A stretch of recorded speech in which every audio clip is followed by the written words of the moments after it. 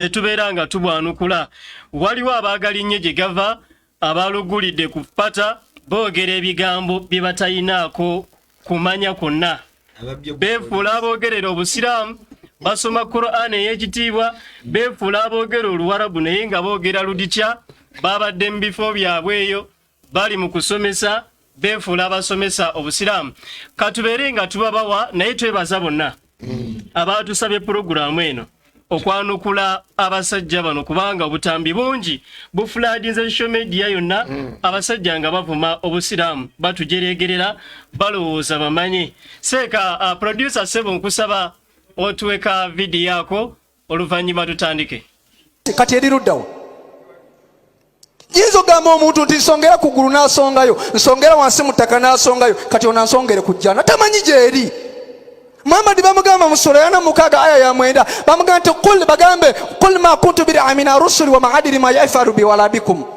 nti nze Muhammad simanyi kiri nkolwako kati ono atunyumizanga bwagenda mu jjana nga ne Muhammad takyogerangako Esula ya 21 mu Qur'ani aya ya 68 abakyesotambiyai egamba nti Ibrahimu w'abano gwe bagoberera eyali mu sura y'okusatu aya ya 68 nga musiraamu makana Ibrahima yahudiya wala nasraniya walakini kana nifa muslima wa makana minal mushrikina Ibrahimu yali omusiraamu Qur'ani esomesa nti idkhulu yayingira finali jahannama ali muliro kasoma hadithi agambye nyola hadithi ya 7:6 somawo kwako hadithi ya 7:6 tulabenga Ibrahimu tali muliro Ibrahimu tali musiraamu agenda mu bwakabaka bwa Katonda Bayibuli gati empeera y'ekibi Balumi sura 6 olunyiriro 23 Bayibuli gati empeera y'ekibi kwe kufa naye ekirabo kya Katonda bwe bulamu obutagwa omukristo Yesu yasukira si Muhammad obulamu obutagwa obuli mu Yesu kubanga yafa n'asukira Bayibuli kyesomesa mu Yohana sura 14 olunyiriro 19 Yesu nagatinze nga bwe ndi omulamu namwe muli babalamu eryo tulina mu Yesu kubanga twala mulamu obutagwawo Muhammad tayogera ko statement naga nti ndi mulamu Qur'an esomesa ati innaka maytun wa innahum maytuna Muhammad oli mufu n'abasiramu bagenda kufa 19:7 wa inni minkum ila waliduha kana ala rabbika timani makudhiya talino omumu abasiramu buli omu akuyingira muliro kiki ekigendo batasa Esura ya 5 mu Qur'ani aya ya 10 Qur'ani gamba nti qul bagambe la yastawi likhabithu wa tayyibu walau ajabaka kathiratul khabith fataqullaha ya uli babi la'allakum tufirun iti mutika tonda abange bananyini magesa amalamu mulokoke abo bagenda kuwasaba kazi somera aya hadisi eitibwa lya swalihi nekitegeze nnimiro z'abasiraamu 7:6 hadisi namba ya 3 page ya 7:6 egamba nti mutabani wa Abasi radhiyallahu anhu yagamba nti ekigambo kino Allah atumala era simukuumigero kyekyayogerwa Nabi Ibrahimu alayhi salam bano gwe bagoberera tali owa Bayibuli awo nga bamusuula mu muliro ayagenda mu muliro namwe gye mugenda ate moderator amaliriza ejjana abantu abagenda mu sibalongoofu ngenda leeta aya 2 mu Qur'ani nga ziraga nti abalokole bagenda mu ggulu moderator amalirize zimpe nino kuzikuwa soko nkwatira hadithi ya Riyadhus Salihina 7 hadithi egamba nti ad-dunya sijinu lil mu'minu wa jannatul kafiru nsomera oluganda 7 egamba etya lya Salihina omuntu yena gukasooga nti ogenda mu jjana akabonera kasooka bingi nnyo n'ebisukkaka obungi bikyajja video tuyina nnyingi mu store naye tugenda sunangako emwemu twanukule kigambo line ku line sekasa nsoko otwe preamble kikyolowooza ku bigambo ebyo na bismillah alhamdulillahi alladhi faddala alislam ala kulli din alladhi khalaqa almauta walhayata liyabluwakum ayyukum ahsan amala Mungu tumwebaza abukesezo obwolwaleero ate ne tumwebaza Allah tabaraka taala eyagera kubanga inna Allah ala kulli shay'in qadir abantu bano omutima gwatulumanga edda this is a very big project omusiraamu atulaba project eri wano mu mwaka gwa 2008 bagiteekamu billions zaali 2 tukwalagana billioni 2 waitawo emyaka 10 ne bongeramu saawa eno budget kwe batambulira bali ku miliyoni endala eza $7 eziwera ddala 7 n'ekitundu nga banoonya ki kye banoonya ekigambo kyabwe ekintu si kyangu nnyo kubanga Allah tabaraka taala atugamba nti inna alladhina kafaru mazima ddala abatali basiraamu yunfiquuna amwalakum bateekamu sente zaabwe nnyingi nnyo le an asuddu sabirillah nga kye baagala kwe kuzikiza ekitangala kya Allah bayimirira ku kkuba eggolokofu nga balemesa abantu okutuuka ku buluŋŋamu kati bano bo bakola ekintu kyabwe ekira baludde nga bakikola babaddewo omusajja omu ye ndooza ye kamwogere pasita Serwadda omusajja oyo pasita Serwadda tumuwa ekitiibwa ku lwa pasita lwe naye yakola tepu 15 ng'avuma busiraamu Allahu akbar lwakuba kati saawe nali mu intelligence council agezaako okulaga nti tuli wamu kubanga kikulemberwa mu futi okitegedde naye kati n'asalawo nti nze ng'omukulu kankiveemu atendeko obwana kati ba abaana bateeka ewuwe ne bavuma obusiraamu naye ng'ebyo bya bulijjo si be basoose okuvuma obusiraamu era si basoose okukola ki lwakwaffe kye twebaze kibaddengawo all that time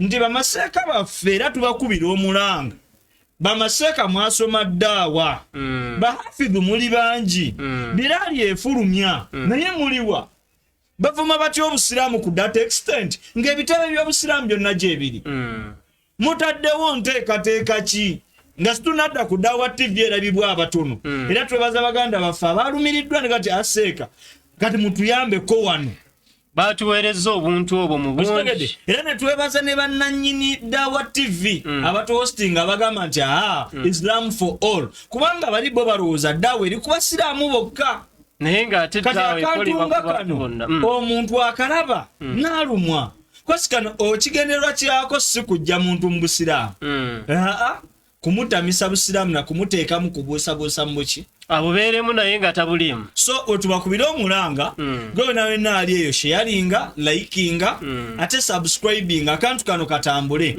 tusaba Mungu tabaraka taala nga yemubeezi waffe atuwe obulamu n'obusobozi kubanga yo bwino tumulina Mungu tumwebaze era tumusaba Mungu tabaraka taala atuleetereyo okukubaddu be bagambye minal rijalu batuteekemu data batuyambeko ekintu kino kive wano kubanga bo platform yaabwe gye balina nneneko etusinga neffe twebaza Allah nti nabbi Muhammad sallallahu alayhi wa sallam yagamba nti ze naweebwa ebigambo bitono naye nga bizitowa nnyo mu mitima gy'abalabe baffe seeka tukweyanziza nga mpunzika tugenda kukwanukula era tusaba gwali eyo twegatteko buliko owulira kasuuleko أجاب الله تبارك وتعالى وقل جاء الحق وزهق الباطل إن الباطل كان زهوقا فكان بنت مزمك استججا obulimba nga buggwawo olw'ensonga obulimba kubadda nga bwakugwawo seeka Sematimba njagala tusaanyewo obulimba bw'abasajja bano biidhinillahi tabaraka wa taala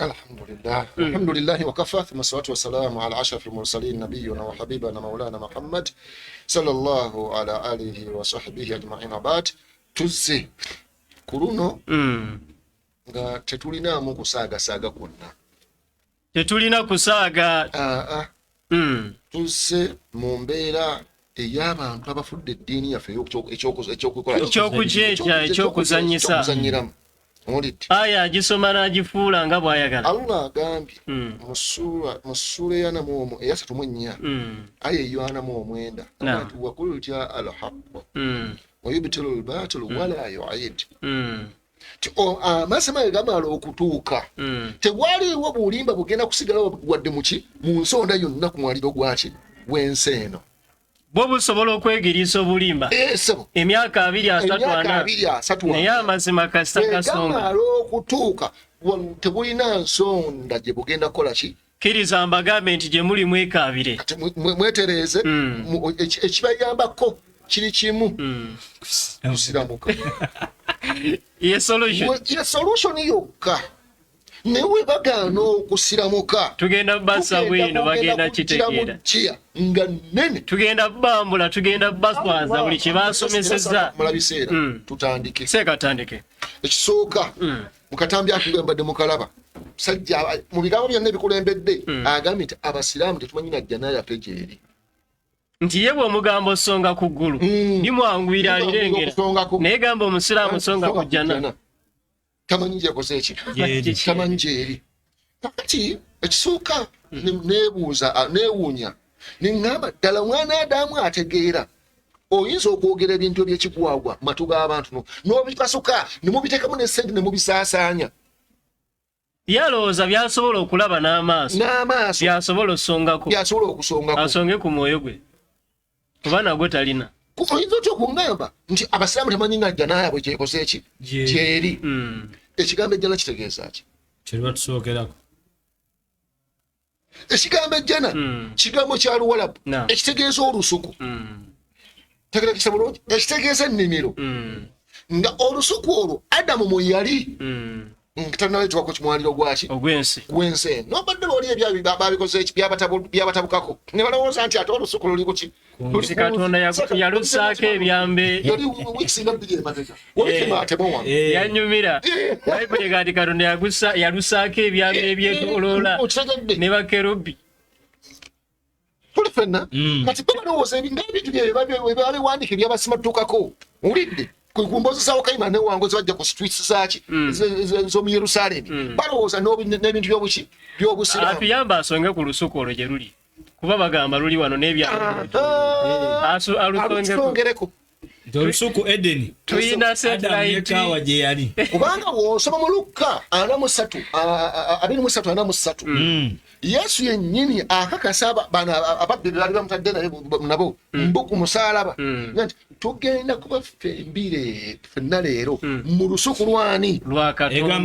egamba tuwulire ni mu Lukka 23 layini ya 43 egamba Yesu n'agamba nti mazima nkugamba leero onooba nange mu lusuku lwa Katonda. Amakulu onooba nange mujjana singa ebadde ya Luwarabu. Kati ono Yesu olw'okuba musiraamu munnaffe bano bagenda mu ggulu tumanyi gye babatwala. Ye Yesu tagenda mu ggulu mujjana oliba nange n'abayigirizwa be bagenda kuba mujjana ggulu yabasuubiza jjana.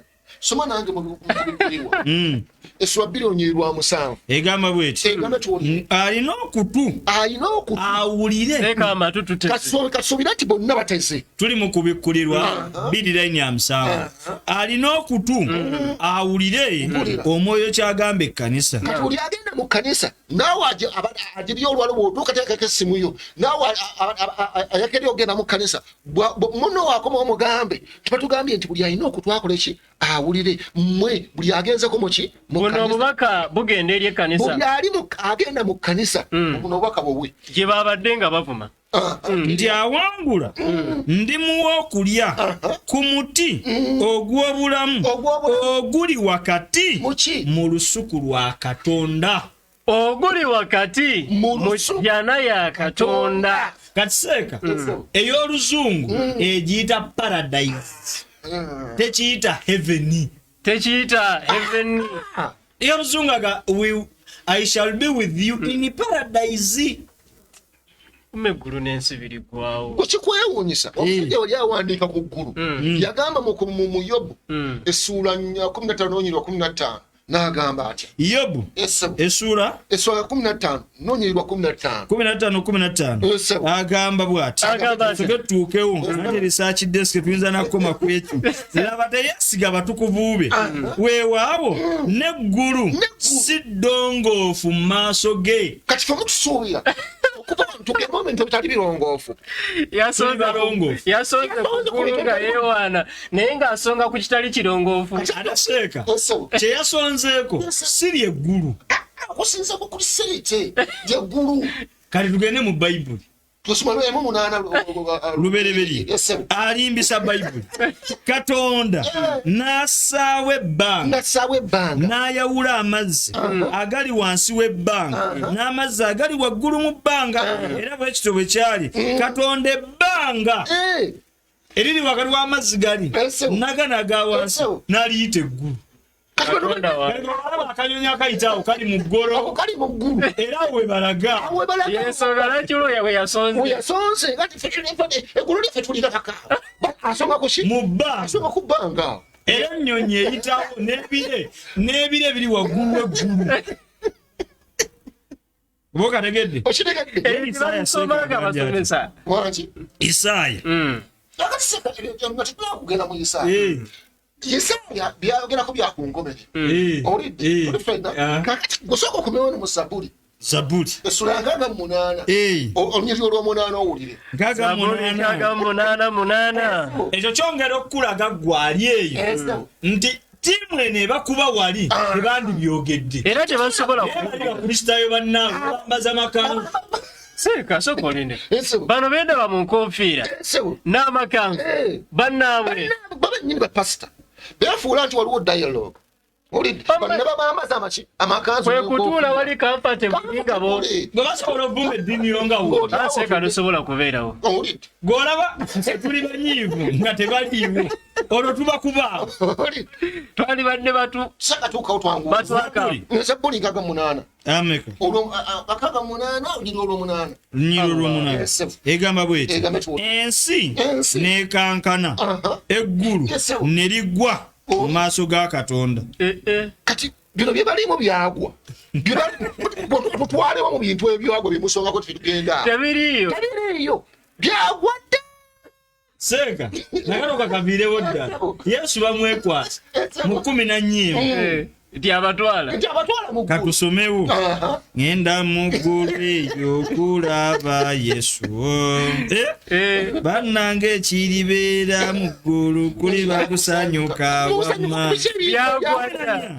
Yesu agamba kuli mu Yokaana 11 nti omutima gwammwe tegweraliikiriranga mukkirize Katonda era nange munzikirize mu nnyumba ya kitange sagane mu ggulu si mu ggulu kano tukajjewo kwabajja kekwasa ebalikaza tulikazza ne kasonga kaveeri abasiraamu mwogera ku kirala Yesu yatusuubiza kati gulimaze okugwa nira Yesu gy'abatwala teyali mulalu kati mu nnyumba ya kitange mulimu ebifo bingi ebyokubeeramu singa kiri bwe kityo nandibagambye kubanga ŋŋenda okubateekerateekera ekifo era obanga ŋŋenda okubateekera ekifo ndikomawo nate ne mbatwala gyendi mu nnyumba mujjana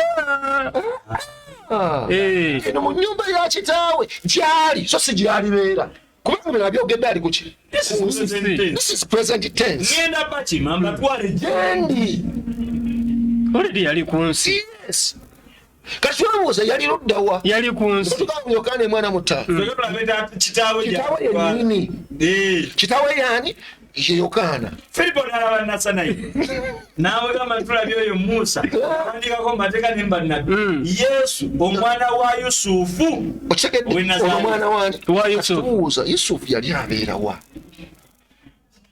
ebyawandiikibwa nabyogere atubuuli bwakomyewo abatutte luddawa soba nange mbate 26 Allahu akbar. Ekyo kibayita ekyoto kya bwino bagiyita research desk yeebazanye Dawa TV eyataddewo enteekateeka eno olw'okusaba kw'abantu seeka tugenda kwanukula buli bulimba obusaasaanidde ku social media tetulina ketubekayo yangu seeka Yesu n'abagamba nti bwe ndimala okuzuukizibwa ndibakulembera okugenda nange e Galiraaya abantu Galiraaya waliwo abaddaga nti ndibatuwala gyendi Galiraaya era twabayamba ne babaterawo ekisimbe Galiraaya wano mu kibuga kubanza kijaamu nga bagenda ebugerere Yesu ayagala nnyo Galiraaya kuba nzijukira ne Yokaana 7 bwe baali bamutwala emisinde Galiraaya eyo wali oluvannyuma lw'ebyo Yesu n'atambulira e Galiraaya kubanga teyayagala kutambulira mu Buyudaaya Abayudaaya baali basala amagezi okumutta Galiraaya waliyo ekyalo abatwala era buli mukristaayo aliyo tebagezaako okulimba nti Yesu akutwala mu ggulu kuba ekisooka eggulu bbanga lyagwa ekyokubiri lyagwa ekyokusatu si ddongoofu kati tugenda ebintu ebitali birongoofu Katonda omutukuvu omulongoofu tasobola kubeera seeka abasajja baatugambye tusonge ku jjana ejjana kati tutandika okubasongera ku jjana musomi 3 ndi mu Surati Imran aya 13 essula ya 3 aya 13 tubalage ejjana gyeri kati abo bemulaba abo mu makanzu bakyali nnyo bitegeerera abasajja bakyali abalokole babakuba nga ne bakola birikwalaaki basobola okufera abalwadde ne bajjanga bamenyeka Bakyalika. Bakyaliba kubanga teriyo kanisa etalinaanye eddwaliro. Okitegedde?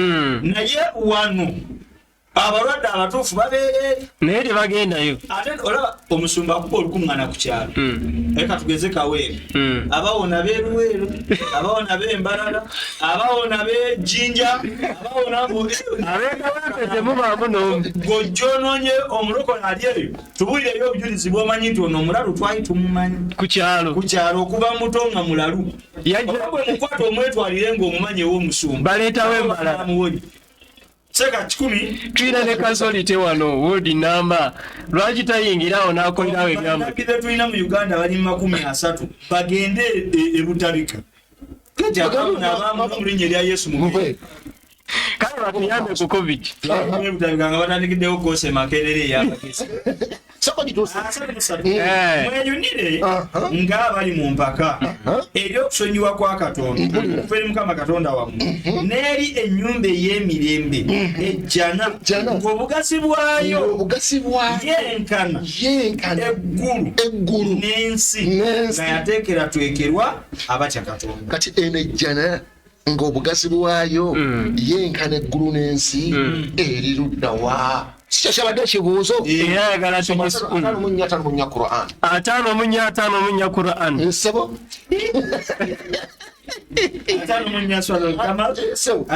atano mu nnya. Bakyaliba bwe tebaleese bujulizi obwo. Bakubuza bwe babuleetera tebafuna ssente. Omanyi seeka twagala bintu bya musaala n'emukooli twagala kuleeta n'emukooli naye nga tubamanyi balina tubamanyi bonna okitegedde nebaddayogera okutumumanyi n'obuva obwe newaako tuwalagana nekyali kati nva ku kyeyali nekyali kati kale ebeera lisaakidde seeka nga tetumanyi ebyo kyewagenda mumaaso 5 egamba bwe nti mazima abatya Katonda baliba mu jjana ennyumba ey'emirembe n'emigga nga gikulukuta wansi waayo mu kifo eky'amazima awali Katonda ow'obuyinza obujjuvu. kitegedde ejjana awali Katonda si yakusongako gwamanyi waali weeri womanyi Katonda ali awo kusongawo ewali ejjana. omuntu weesinya okwaga tugenda kwamu ne Yesu waffe mu jjana. Yesu agenda mu jjana tuli ffenna mumwesirako bwereere mumulirako embisi temutembera ku street naye wallahi mugenda mu muliro ate mugenda kwejjusa mugwo mumusibako ebidumula byawala gyomuyinzasakakasi obudde tulineyo tugimaze seeka batuveyo saaya tugireke esaa gireke eyo levo yawansi batandika nefa abadde alinze najjino yabatandika Allah musajja oyo yavudda onsanyuka bw'oyiga bagiyita research bwe yavudda awo yalaze n'agenda mu Kaswas mu Suleyana mu 6 aya ey'omwenda awo n'agamba nti okumanya abasiraamu muli bazibu mugoberera omubaka Muhammadin sallallahu alaihi wasallama nga tamanyi biri mukolwako. Gamba nti bagambe gwe ne Muhammad nti sinze asoose mu babaka ba Katonda era simanyi ekyo ekinankolebwa oba ekyo ekinaakolebwa mmwe nze sigoberera wabula ebyo ebitumirwa gyendi era sirinze wabula omutiisa annyonnyola mu bujjuvu ebyetaagisa. Ebyo nebyo byonna byasembezza tebabisoma baagala okukali byebirimu ansaya simanyikinkolebwako wadde mmwe awe bakoma naye nga kali yennyini ate yennyonnyola yo yennyini emaze okwetemaatema nekakasa nti wabula obwo obubaka obukoze eki obuntu amakulu nga tebunnaba kujja gy'ali batamanyi naye kasita obubaka butuuka abamanyi era musula yennyini obubaka bwatuuka obulaga ekinaamukolebwako ye n'abakkiriza bonna tutereze atulaba aye ne bagireeta nnyo nga kye bategeeza kiri nti mugoberera Muhammad nene gy'abatwala tamanyiyo n'ebiri baayo tabimanyi yentegereya kigenda bakolebwako wadde ekinamukolebwa omuntu wanaabagamba nti mweteeketeeke tugenda ku mukolo naye nga ku mukolo gye mulaga omwogezi wammwe ekisooka tamanyiyo n'ebigenda okubaayo nammwe enteekateeka yammwe abaka bagenda okuwasa nayo tagimanyi abange bayisa abagenyi 25 waba ogenda 5 ngaaliwo obutebe 20 abange omukolo gwa mudiina gwebweru kati yakulaga nti Muhammadi gwogoberera tamanyi na kigenda bakolebwa mmwe batwala naye kennyini nyinyiri tamanyi. Njagala twanukula ebintu nga bibiri.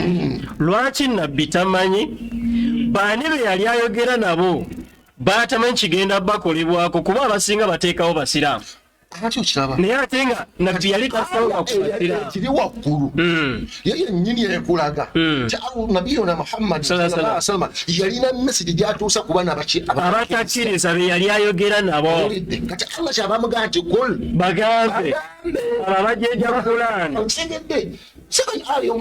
gyaba atandikira waggulu kuba bateekawo abasiraamu naye ng'eyogera ate ku bo bano bennyini ne bagamba abo abakafuwalani abatakkiriza Muhammad ye yagunjawo kulaba bagambe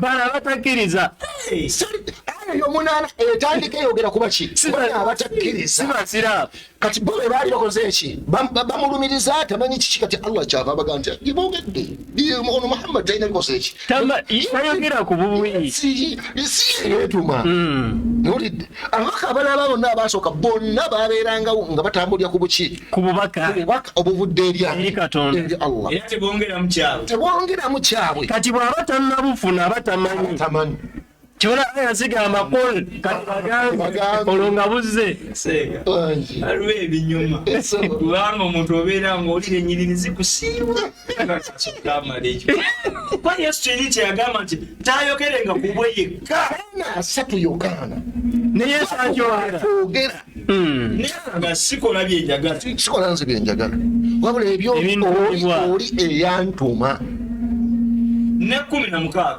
12 ng'alangana bimu tayogerenga ku bwe yekka byanayogeranga Katonda kamugambe kyandi bano abakafiri kye bagenda okukola kati amugamba ati awo nyini kkirira wako aya 13 tuli aya 17 awo nyini musule aya 13 ne 13 musula tobuddemu musula sibuddemu owaka bukoze eki bumaze omuka eziri wansi bazitemako tibakiriza nabawuliza kutunulayo katuziba buli agamba tange ku ya 17 mazima abo abagamba nti omulazi waffe ye Katonda thumma istaqamu oluvannyuma ne banyumira ku buki ku bulumi fala khawfun alayhim wala hum yahzanun tebalina kutya wadde okola ki wadde okunakuwala abo abagandi Katonda ye mulezi waffe bannannyini jjana ebigendo bakolebwako jjana kitegedde era bakugibeera mu lubeerera ng'eyo embeera yaabwe gye balinga bakola mu mirimu emirungi kati ebigenda okola ebigendo bakolebwako ebigendo bakolebwa aye badde teyogera ku basiraamu newankubadde obaleese okumulaga nti gye tulaga tumanyiyo aye badde eyogera ku bo ebyegendo bakolebwako nabbi yali tabimanyawo naye ate yabimanyi oluvannyuma nejjamu abasiraamu nejjamu abasiraamu nebawula neraganawo bennyini bananyini kwogera bino ne programu zaabwe zonna nabo gye balaga ne aya mwere yaabwe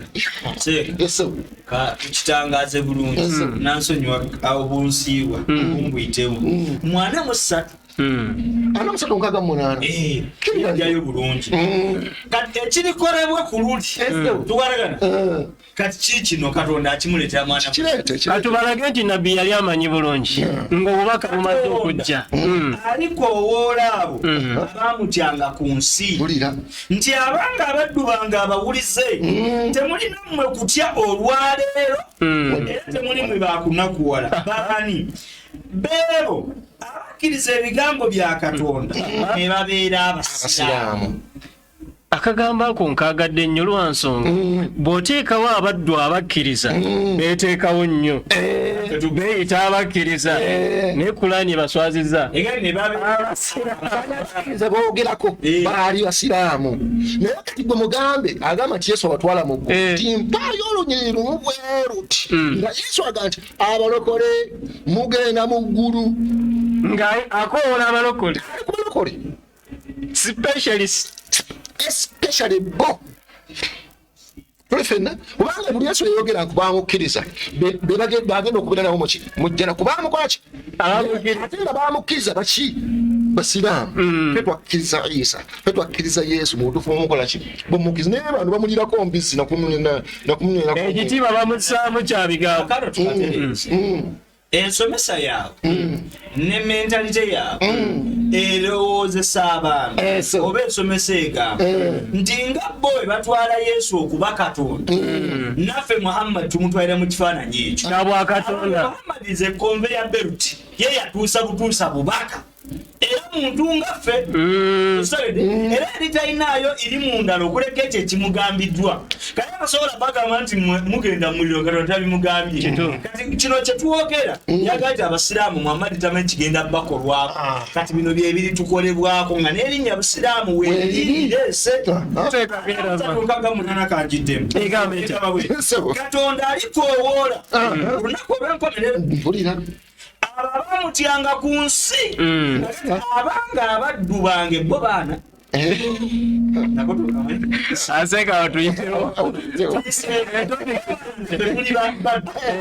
abaddu bange abawulize temulina kutya mmwe olwaleero era temuli mmwe baakunakuwala bakkiriza ebigambo byaffe ne babeera abasiraamu.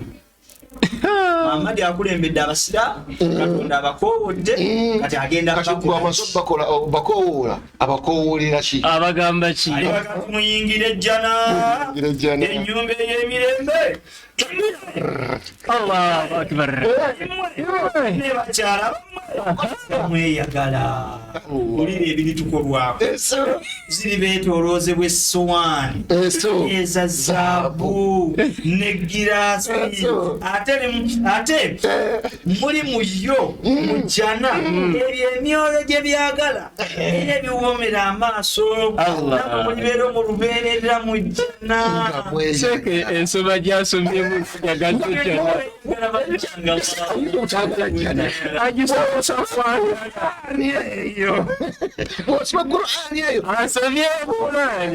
nengamba singa yaka mu Luganda agibomesera temulina muyo ebibala bingi ebya buli ngeri emunaalyako ate ddala aboonoonyi naddala kyukira aboonoonyi sanvu munya nabo balina bakukosa mukaaga yingira ekiribakolwako kyekibaako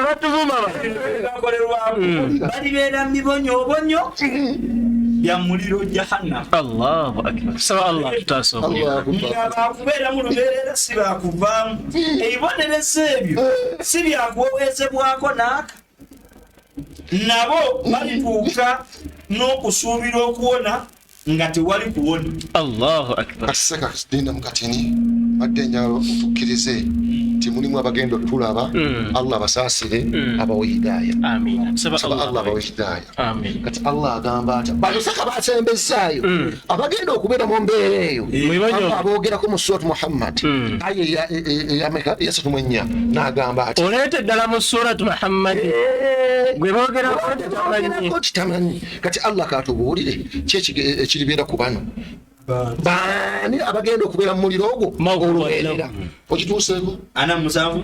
34 aye mugambya kolu bagambye kati bano abaali bamwito abakafiiri mu Makka kati abagamba tuzeeyo ku aya Katonda kwajjukira baga nti Muhammad yawapiga Qur'an Allah kati bagambye simanyi kiri kati Allah amala n'aleeta kyekigendo bakolwako asose ku basiraamu kati nakola ki nabo nyinyi nababuulira ekigendo bakolebwako kyekiro 34 ya ayuha alladhina amanu abange mwabakkiriza mutye Allah mugondere Katonda era mugondere n'omubaka era temwononanga mirimu gyammwe sokoddeko wansi yegendi nvudde wali kiveeyo bulungi batuladdemu okugondera Allah masima abagaana okukkiriza Katonda abagaana okukkiriza Allah n'omubaka we ne baziyiza abantu ekkubo lyabwe batandika okusindika buno kuki TikTok oluvannyuma nebafa nga si basira nga tebasiramuse nga bakafiiri Katonda tagenda basonyiwa teri kusonyiwa baseeka abatuulaawo Katonda tagenda basonyiwa baseeka si baseeka bannaabwe basumba balabikanga baseeka bati basumba bannaabwe kasita mufa nga simuli basira Katonda tagenda basonyiwa wabula wannaaru mathwan lahum temunafuwanga ne musaba emirembe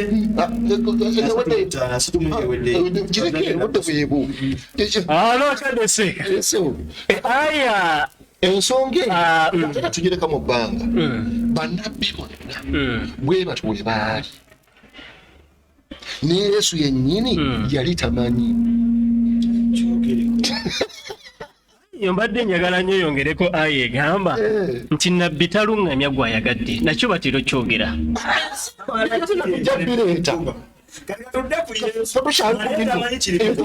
tujja bituukako tulina ki mubugazi njagala kasabolo kati tuli ku kino kyennyini ne Yesu tamanyi Yesu yennyini tamanyi genda mu Matayo 2:2 owulire 2:2 gyombadde badde mu Makko naye kate katuukewo bwino mungi oba totuuse Makko nkale wakomyewo dda awo nnyina w'abaana ba Zebida najja gy'ati n'abaana be n'amusaba ekigambo kino namuga ti oyagala ki namuga ti lagira abaana bange bombi batuule omu ku mukono gwe ogwa ddyo n'omulala ku mukono ogwa kkono bwakabaka bwo agamba Yesu omukyala wuno asaba Yesu mu bwaka Yesu gwe tulowooza nti yandibadde amanyi omukyala azze amugamba asabira abaana be ekifo amusabira ekifo taga abaana be basigalire seeka n'ekintu tagala abaana be bakolesa ekifo basigalire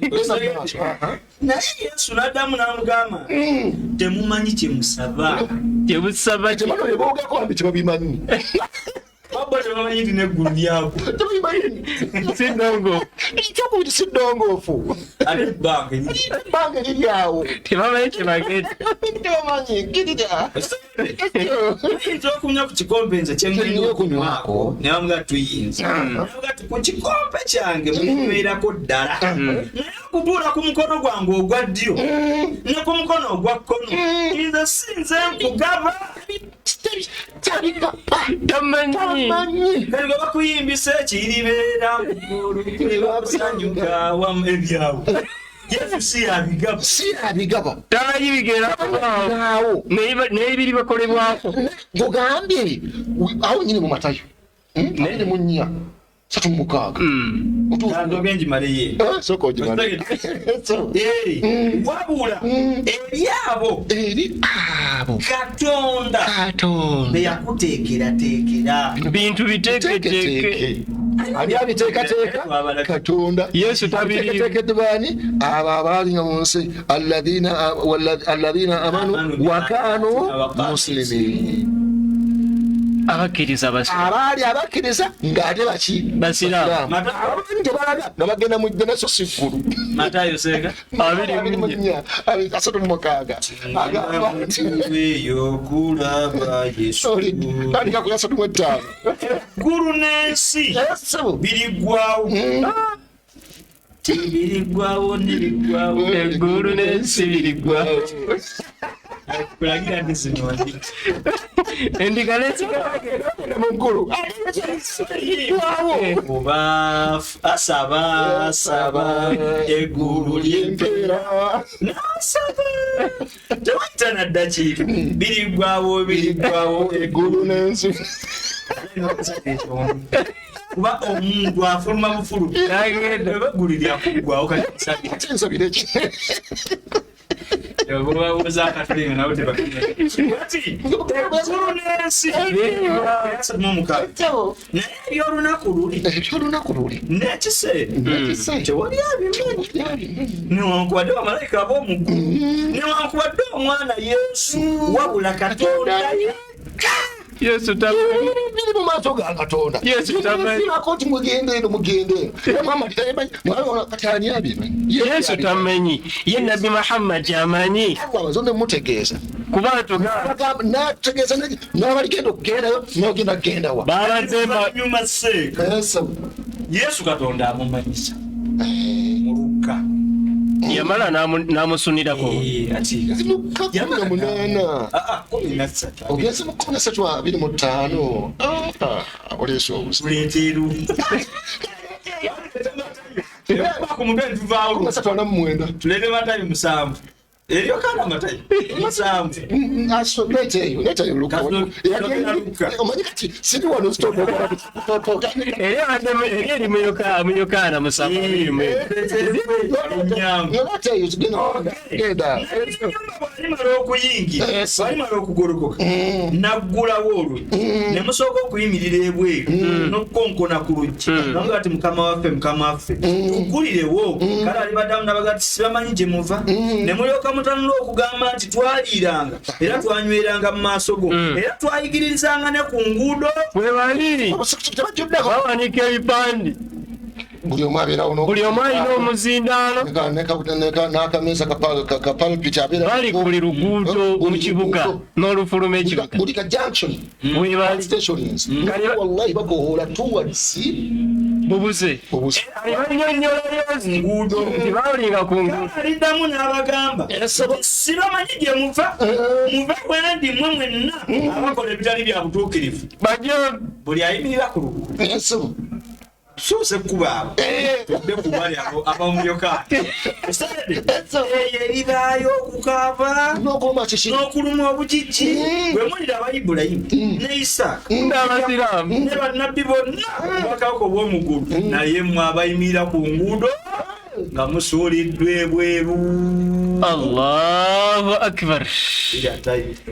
Balijjanga bava ebugwanjuba kiika bakkono nekyenjagaddemu nti abooluvannyuma bali abooluberebe neeyo abooluvannyuma y'ennamba mmeka? 3 yennyini neeti 13 abooluvannyuma abanabi Muhammad abooluberebe gy'okuyingira ejja yukaani eyo alhamdulillah tukubye bayimirira ku nguudo tukube n'abagoba emizimu kati ogenda mu Matayo 7:21 Matayo 7:21 awo tunyukewo eri Yokaana eyogera ku kukomola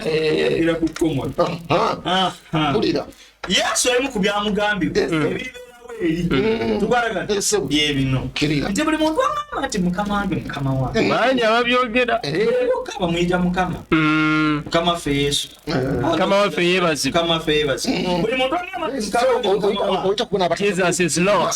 Jesus is Lord. Nogenda kutunuulira ono Yesu Mukama waffe bayibuli kiwatisa kugamba lodi ali kiki nani akyogera yenyini akyogera Jesus is Lord. Kati uli ebigambo Yesu gambeba ebimu ku byamugambibwa ebirikono osegede kyetukkanyiza bannabbi tebabimanyi Katonda nga abibalasa kati ebimu Katonda byeyabalaga yatuuka n'abimulaga kati Yesu byeyamulaga tulabye nti buli ayimirira ku luguudo n'abuulira Yesu agenda mwegaati kati katudde ku bookubiri buli muntu amane mukama waffe mukama wange mukama wange si aliyigira mu bakabaka obw'omuggulu si ba muggulu ate nga banulayoki mwoteddawo usigala omuyise nnyinimu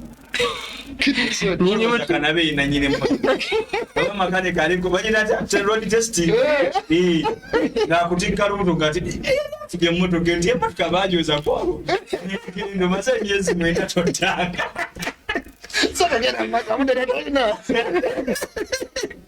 wabula akola Katonda ali mu ggulu byayagala yoyo agenda okuyingira kubanga bangi abaliŋŋamba kulunnaku tutuuse nti mukama waffe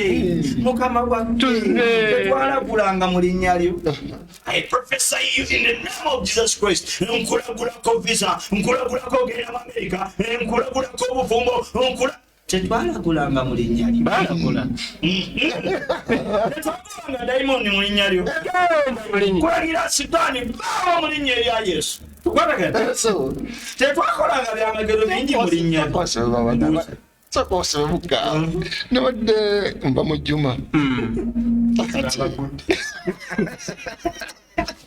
ngenkyama ku dduuka eyo nga muka TV omuntu obataddeko omusumba naye ng'omusumba ali mu kulagira Katonda nkulagira olwaleero toza covid mu Uganda nkulagira olwaleero toza covid mu Uganda abaana basigale nga basinza abaana basigale nga ali mu kulagira Katonda aduumira mukama yanyiiga n'abaggalira wallahi ffe tubadde tusaala naye bo waba talina musumba mukulembere anasaba tetwakolanga dayimoni mu linnya lyo tetwakolanga byamagero bingi mu linnya lyo gwali eweebuuze baani ababikola ebyo kateekewo abalokole tubalagana n'ababafaanana Yesu n'agamba bw'ati nendyoka mbaatulira nti sibamanyangako mumwe muve wendi abakola ebyobujeemu bajeemu bonna olaba abafunye obuntu obukutira ku TikTok bajeemu abawedde emirimu nesege kisega okunyuma tuli mu Kulaani tuli mu Bayibuli abange singa Kulaani oleeta statement eyogerakumu era ino ebakuba mu Kulaani olaba banyola Kulaani nga tebiriimu naye singa abadde babisoba mu Kulaani nibakiza ku kasikiriza netugende mu Kulaani tuleta aya gye banyodde sekungikomezaawo awo ennyini baleese Kulaani suratu Anbiya aya 68 ne bagamba beewuunya abasiraamu tugamba tugenda kuba muki wamunaani ne Ibulayimu muki mujjana naye nga Ibulayimu gwe tugambako nti agenda mujjana wa muliro ali mu muliro bamuleeta ali mu muliro kati ebyennyini byoyogeddeko byennyini bye bakulembeza byeboogera kukwata aya za Allah ne bazinyoola ne baziteekawo ne basoogeza byesokolaki saka kituuseko aya egamba ekiwulire katusoke tukisumenga bweri twongereko gye bataali tujeyo amakulu olutunyonyole genda mu maaso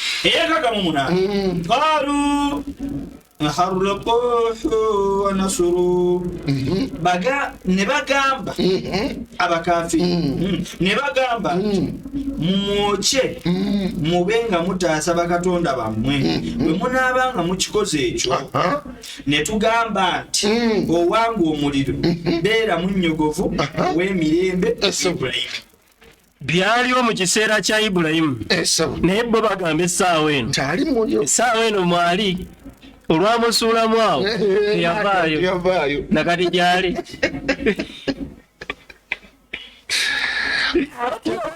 egambe nti beera munnyogovu era wa mirembe eri Ibulayimu abatulaba era batugobera ku Dawa TV mwekuumireko munywere mumanye nti bano bannaffe bwino gwe tubaswanyudde babadde tebasobola butanyola aya za Quran balina kunyola aya kuzinyola kino twakyogerako okusinga bbiri emabega so kiriseeka kyetwayogerako nga tunyonyola bye baawandika mu katabo ku Ibrahimu ne tukireeta ndozo jjukira seeka kati basiko kino kikomeddewo kaki kuka clip tuli fenna ka clip ke baleese nga bagamba nti Ibrahimu w'Abasiraamu wa muliro katugamba mu butuufu ogamba nti Ibrahimu w'Abasiraamu wa muliro nga aya bwatu nga bw'ogisomye ate gy'osoma eri mu past ate Allah gy'atoledde aya eri mu past kumubula n'omuliro tegwamwokya Allah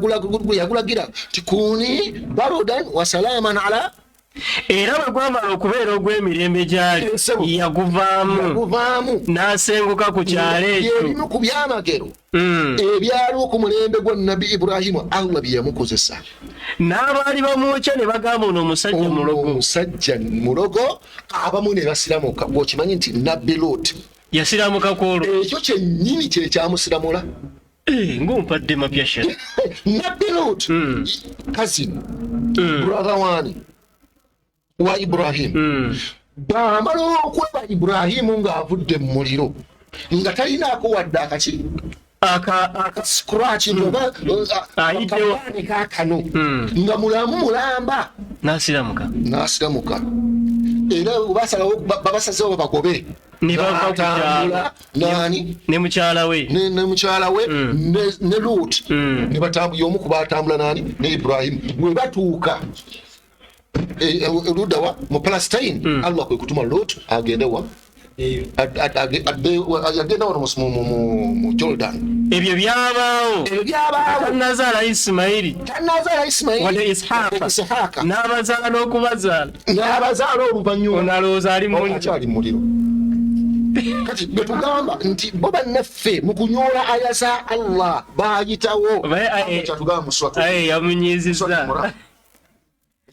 Swati Imran ayi ensavu mu 8 yamunyizizza makana Ibrahimu yahudiya wala nasara karagero kola Ibrahimu tumutwala koye katumuteekeyo muliro girese agisomye kyagikuwotinze yagisomye mu kugisoma neyerabira nti ate ffe tuli bakakafu nnyo era mugamba mu lubereberye 23:7 twasoma 23:12 naye statement yo ne mu 7 mweri nga Ibrahimu asinze biki ebitonde biyitibwa abantu tuli fenna kakati ate ffe tukugamba nti Allah kyaga nti wamakana minal mushrikina takolanga ku kintu kyabutole kyabutumbaavu ku muntu kusinza kitonde kiki kinne waakyo Yesu n'agamba mu Yokaana 8:8 tinze ndi kiki ndi muntu abuulidde byennayo eryani eri Katonda kati mwagalira ekyokukola ki okunzita nobukera kumaca gwe omuntu omulamu ayina amagezi amalamu assa omuntu agale nti nze ndi muntu byemba bulya nabiwulira eryani eri Katonda n'omuyita Katonda n'omusinza n'omusinza Allahu akbar katsoga tujjewo eno tukaga munana yalanze ne atsoga tujjewo eno sokolete egamba bweti nti era mazima mulimu ekibiina mubbo abayahudi n'abanaswala mulimu ekibiina kekana akabiina kano Allah kayogera si bonna jasita akabiina abalina emirembe era bakakasa nti Allah Katonda bakakasa nti nabbi oyo mwabadde tumukkiriza naye mu butuufu bye yakola byebyo kati nga mmange desidanti ebwe nsula ewa anza okusala ensaala ninga desidanti mukatoliki si bonna mulimu mubbo bakabiina ati Allah kayogera kagamba kya ekibiina kikyusakyusa ekitabo kya Katonda n'ennimi zaabwe nga bakisoma mulyoke mubirowooze tibivudde wa Katonda songa tebivudde mu kitabo kya Katonda kati basoma ebigambo olowooza ti eyo Kulaani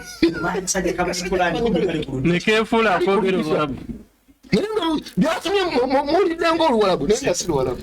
Mukulu mu Sunday school waliwo bano basoma ebitu oli bamugamba asome ekyawandiikibwa nti zaaka yokka mangu embeera yo nnene mu ggulu ye n'asoma zaaka yokka magu embala yo nnene mu nebyabayogedde birala kali kwelolooza walimulwero olukabu lweru kalinganga aya kacumela anta nalul birra hatta niko ne kasoma lanta bira ko kasoma lanta bira nega lanta nalul birra tebivudde mu kitabo kya Katonda era ne bagamba ebyo byava eri Katonda so nga tebyava eri Katonda ne boogera Katonda ebyobulimba nga nabo bakimanyi wallahi bakimanyi ne boogera banyola bunyoozi bakimanyi ddala hakikatan asooka n'amanya ekituufu n'akibikako ettaka n'anyoola afuna omutwalo oyagakakasa nti babimanyi tukwalaga surati Imran Allah agati muleete abaana bamo n'abaffe twekole gwefunanga omukristaayo yenna obaana abaleeka agati Kurani nado abinaakum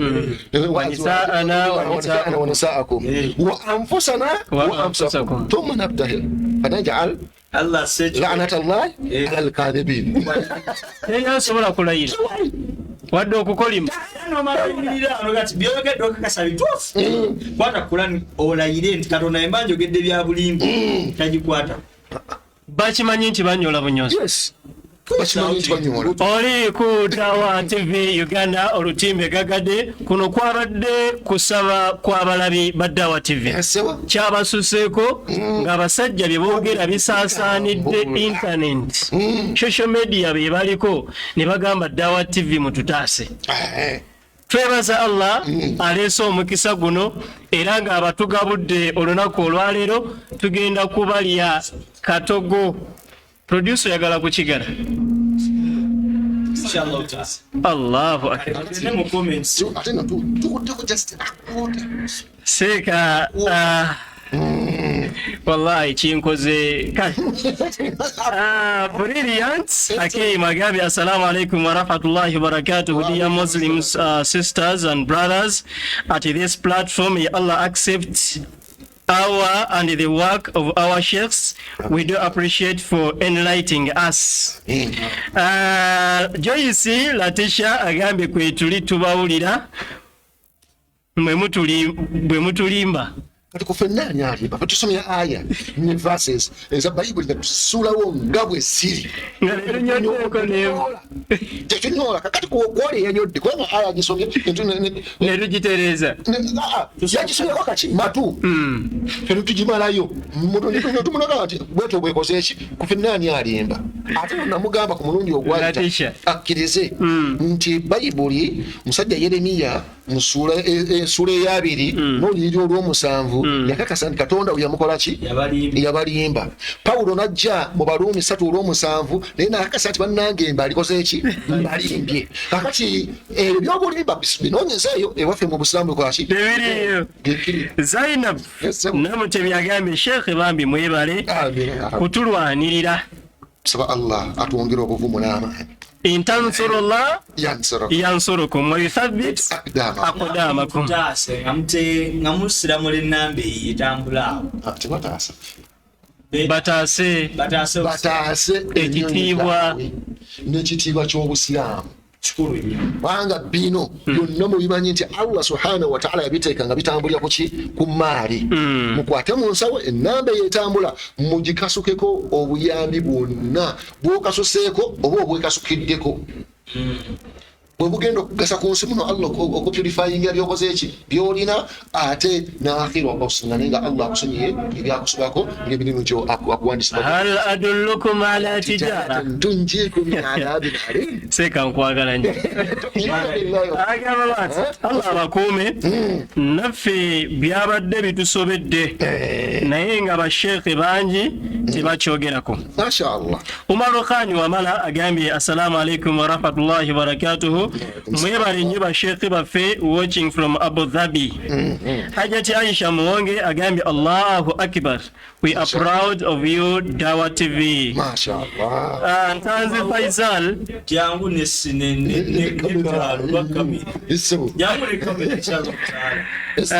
Faisal Arushavin agambye ne bannange bannaffe bo basoma Bayibuli ki.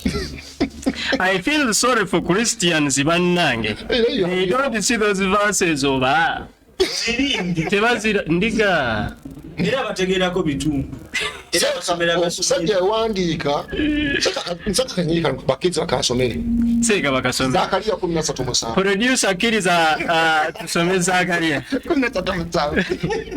Goroko ekitala.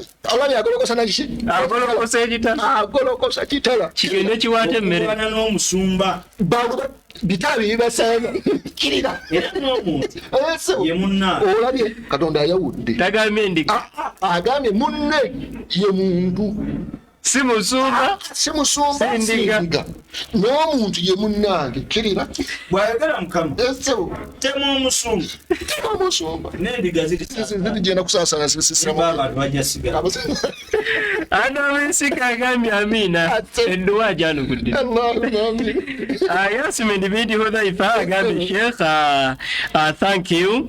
Mashallah. Muhammadi Ogunya agambye assalamu alaikum wa rahmatullah. Mwebale Dawa TV live from Emirates. Mwamire se mukoleyo omulimu. Mufulire family Mufulire family awo. Ate mubeerenga munoonye engeri family eyo gye contributinga. At least buli mwezi ng'erina contribution gy'esindika ku Dawa TV. Tiketi obutaano. N'obutiketi obutaano mubusobola. Alese kotesa. Nemutusonda. Sanga nawe. Nemutufunira abeeyo. Bano bazze mu tiketi butaano. Mutwala bamalaya, batwala abayimbi, batwala abantu babeerako waliwo bali abalya. bali babatwala. Tiketi butaano. Kawazi Yusuf agambye assalamu alaikum wa rahmatullahi wa barakatuhu. Good morning Dawa TV Uganda. How are you doing? Thanks so much for everything. Adam Isiko alese salam. Onabuuza bamuyita Yasini Kibugo. Sheikh mbuuza mu Bible mulimu we bakkiriza okunywa omwenge era Yesu ye yayiiya omwenge. Ekigambo kuyiiya kyasembezaayo kifu. Yagukoleka abatayiyita guyiyiza. Okola kirala okuyiiya. Waliwo yagusangawo gusiŋŋaanawo nga bagunywera nga bagukola ekyamagero. Bakikuba n'abamanyi ba Bayibuli bennyini tebakikkiriza. Waliwo ebintu ebiri mu kitabo kya Yokaana nga tebiri mu Matayo, tebiri mu Makko, tebiri mu Luka. Basigayo abamanyi ba Bayibuli bagamba nti lwaki ensonga enkulu zino nga 14:6 nga 3:16 tuli ffenna nga 14 emuseka gyakoze eki gyasomye n'oyo bbiri ntegeregese bulungi. Batebuuza lwaki bino bali abayigirizwa abalala terabiwandiikako naye gwe n'obiwandiika yabifuutulawa ebyokukola omwenge. Yesu nabaga nti nabbi wa Katonda tasobola kukola muki mwenge. Abuuziza ati waliwo olunyiriri olubalagira baalutuwa nga balina abali desperate. Sobenga ngera 3:6 lwoleeta lutugamba kunywako ogenda kwalaba kulya nagala okufa n'okusikirira yanywa ngero 3:6 6 Ene mukaaga mumwenge ekitamiiza ayagala okufa. Kasago yagala okufa. N'omwenge yayina emmeme eriko obuyini. Kasago obuyini kabukottanga. Mwenga erabirenga obwavu. Alema okubujjukira nate ennaku zonna. Kasago mulabanga akutanywa ng'omanyirawo waagwa. Yasamyanga akamwako. Eri omusiru oyo alowoleza mwenge. Kasago olabanga anywa ng'okakasa nti oyo musiru. Ate abiri eyina engeri gyeyogeramu. Tujja kusula wano. tulijijjamu Sir Uthman agambye Allahu Akbar, I'm proud to be a Muslim. alhamdulillah Webale kutaginga. abatunywereze Mutebi Juma agambye tell them they are watching. mashallah Yesiko Kibugo agambye alese salam. Fatima agambye mashallah. Sharina Hani agambye kibinnyo bambi naye mwebale. amina ya rabbi Sharina Hani, okay. Jacinta Allen agambye nti naffe tulina amazima. atageyego topic kiruleeta amateeka 10 ge bayita 10 ngate bayibuli yennyini ekoze eki yegemenyera tugireeta essawa yonna oyongolevo kwali tanatuuka bali mukata genda otuyambire omusumba okuomanyi yenna akuweyo layini emu ng'abalokole mugenda mukulu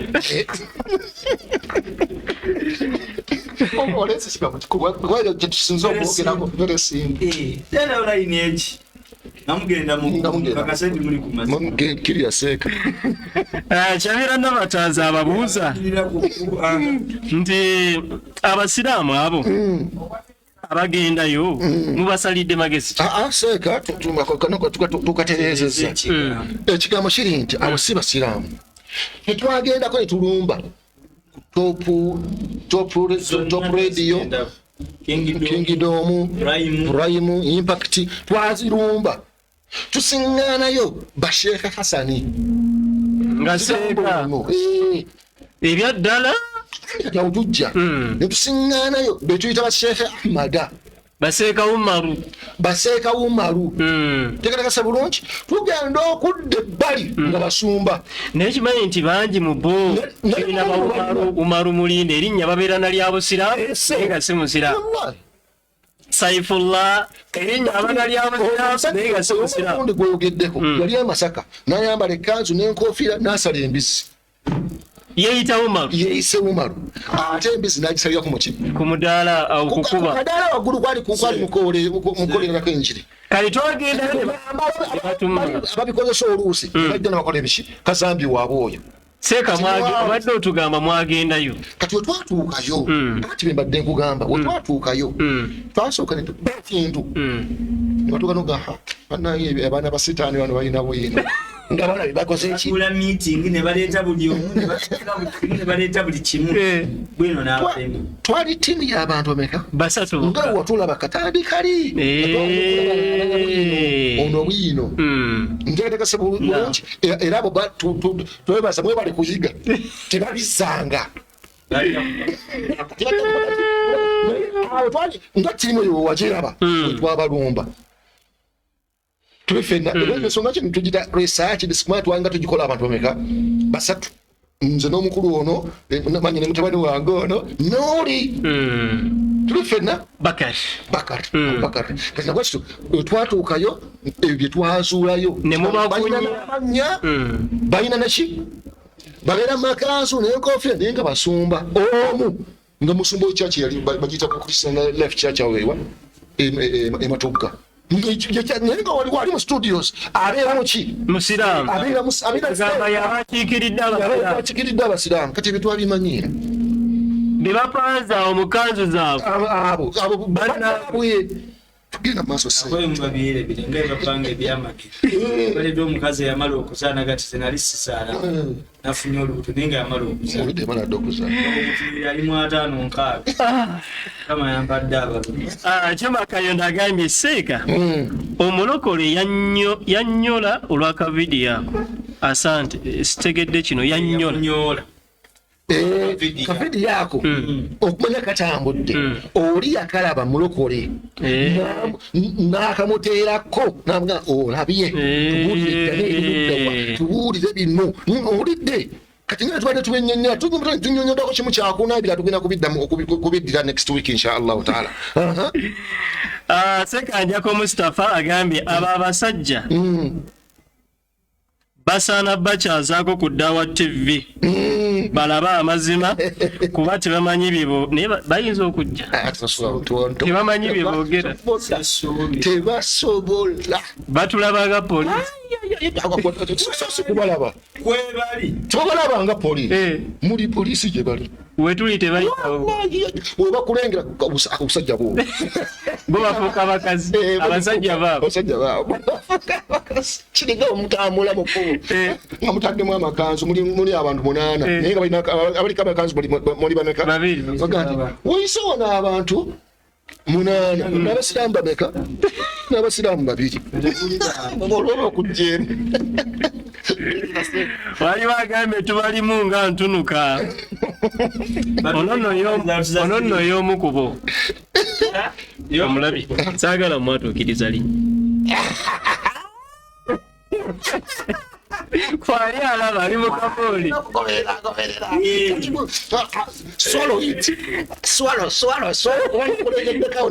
ku bank of Uganda ng'otaddewo akasindaalo etinewonyisa tayiza kuleeta bwino yenna nga yanokulaba etokera yayise entunuka omanyi parazayiti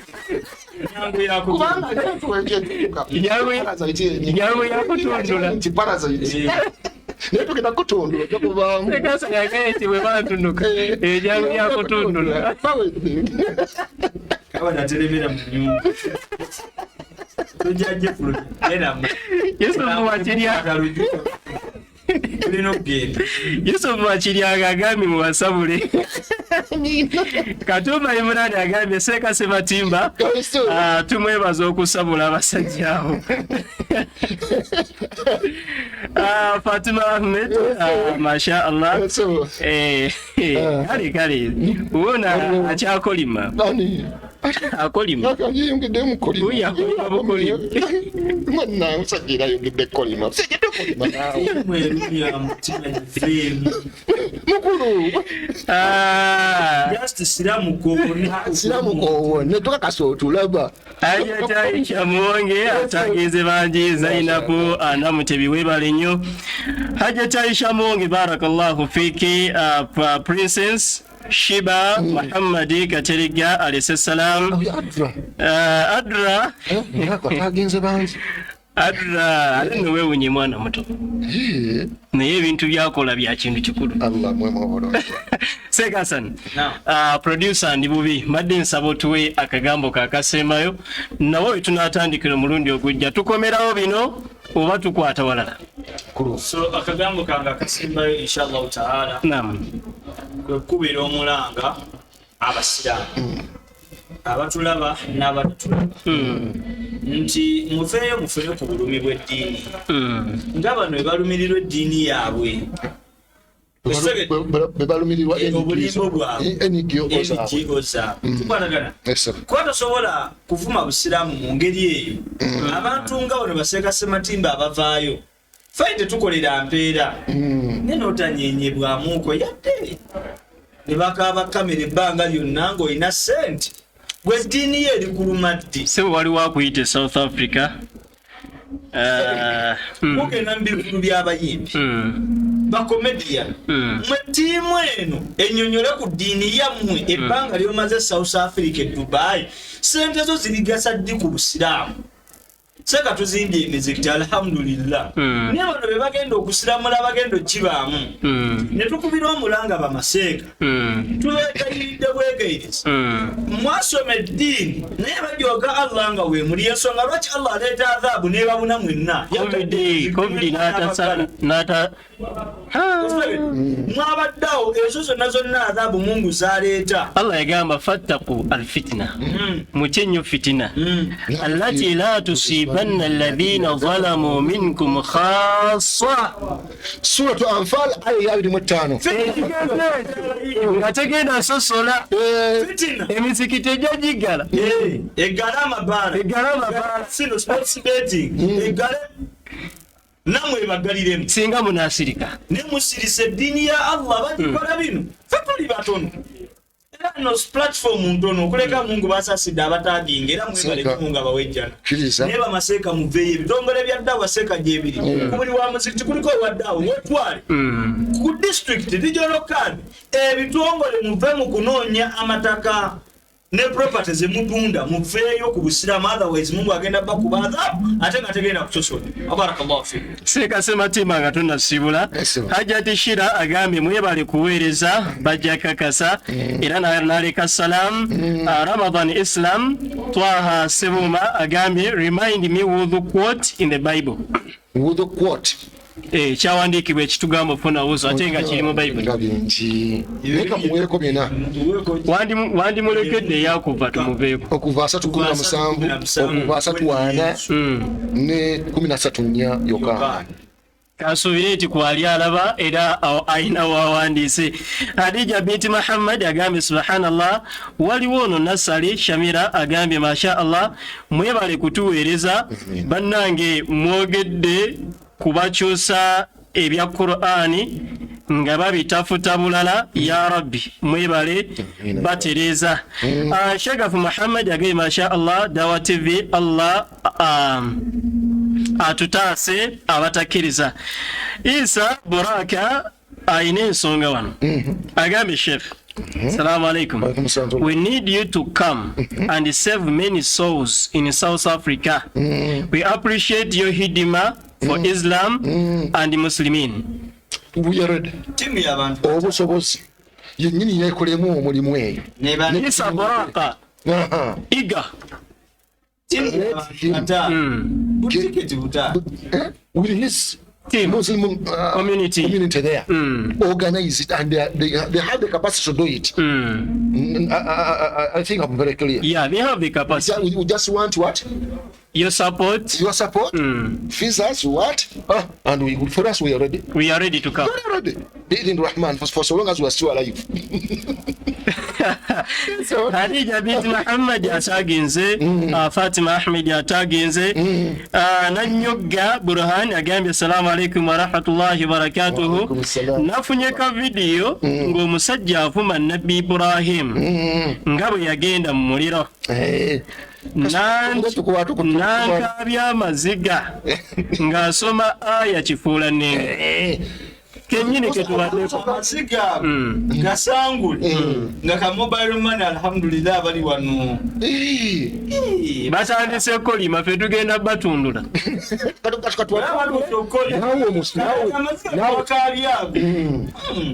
Chama atekeko ka data atekeko ka airtime atekeko ka soda ka transport atekeko ka transport facilitation ya rab bonna atulava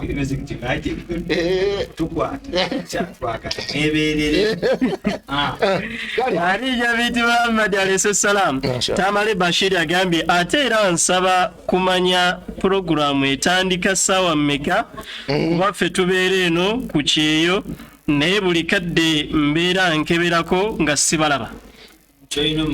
Kati essaawa tusobola zikwasaganya sekakiriza tugenda kuhaijakinga mu programu ey'olwokuna kintu kino kigazi tugenda soka tutupenda na bibi week lwakuna n'olwokumeka Sunday ssaawa ze zimu nnya atandika otandika okutulaba okuteekateeka ku nnya wakati w'ennya n'omukaaga nga twabuka inshallah amakati awo otujjanga okubeerera kubeererwa.